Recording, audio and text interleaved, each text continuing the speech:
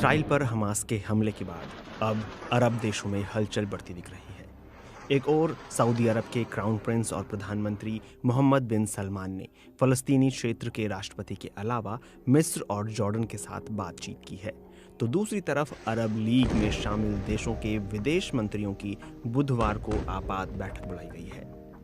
Crown Prince ने फलस्तीनी क्षेत्र के राष्ट्रपति महमूद अब्बासी से बात की और उनसे कहा, सऊदी अरब फलस्तीनियों के अधिकार, उनकी उम्मीदों, महत्वाकांक्षाओं और शांति के लिए साथ खड़ा है। सऊदी अरब के क्राउन प्रिंस ने पिछले महीने ही फॉक्स न्यूज़ को दिए इंटरव्यू में कहा था कि इसराइल से रिश्ते सामान्य करने की दिशा में वह हर दिन करीब पहुंच रहे हैं। दूसरी तरफ फलस्तीनी नहीं चाहते हैं कि सऊदी अरब इसराइल से संबंध कायम कर उसकी संप्रभुता को मान्यता दे।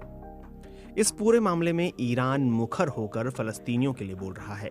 ऐसा लग रहा है कि फलस्तीनियों के अधिकारों की वकालत करने में ईरान सऊदी अरब से आगे निकल रहा है। दरअसल इस्लामिक देशों के बीच भी नेतृत्व की एक होड़ लगी रहती है, जिसमें फलस्तीनियों का मुद्दा अहम रहता है। ईरान और इराक ने ताज़ा घटनाक्रम की समीक्षा के लिए मुस्लिम देशों के संगठन OIC की बैठक बुलाई है। बीते कुछ सालों में बहरीन, सूडान, UAE जैसे कई अरब देशों के साथ इसराइल के संबंध कायम हुए थे।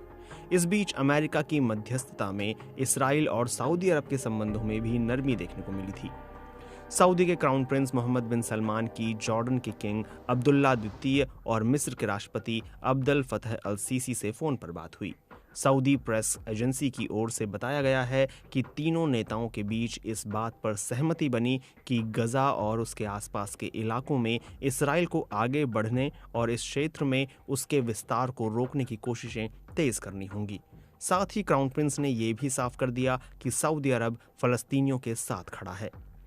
इस बीच अरब लीग के विदेश मंत्रियों ने एक आपात बैठक बुलाई है। अरब लीग में इराक, जॉर्डन, सऊदी अरब, कुवैत, संयुक्त अरब अमीरात, मोरक्को, ओमान, कतर सहित 22 सदस्य देश हैं। एक बयान में कहा गया है कि ये असाधारण सत्र फलस्तीन की ओर से मिले निवेदन के बाद बुलाया गया है। हमास के हमले के बाद अरब लीग के प्रमुख अहमद अबुल घेत रूस के दौरे पर पहुंचे। उन्होंने वहां रूस के विदेश मंत्री सरगेई लावरोव से मुलाकात की।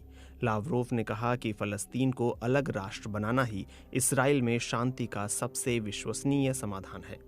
हमास को अमेरिका और EU आतंकवादी संगठन मानते हैं, जबकि तुर्की इसे राजनीतिक आंदोलन की तरह देखता है। सऊदी अरब और हमास के रिश्ते भी उतार चढ़ाव भरे रहे हैं।